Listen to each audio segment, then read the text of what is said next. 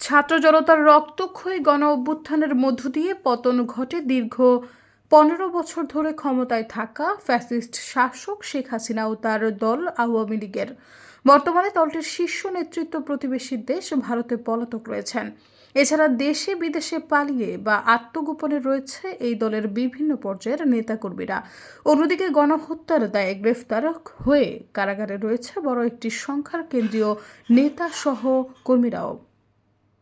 এমনই এক প্রতিকূল পরিস্থিতিতে বিপর্যস্ত ৭৫ বছর বয়সী দলটি, যার ফলে আওয়ামী লীগের ভবিষ্যৎ নিয়ে রাজনৈতিক অঙ্গনে যেমন নানা আলোচনা রয়েছে, তেমনি আওয়ামী লীগের ভেতরেও আছে অনিশ্চয়তা।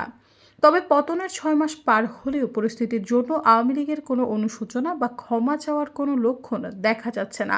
বরং অনলাইন বা সামাজিক যোগাযোগ মাধ্যমে দলটি বিক্ষোভ, অবরোধ এবং এমনকি হরতালের মতো কর্মসূচি দিয়ে ঘুরে দাঁড়ানোর চেষ্টা করছে।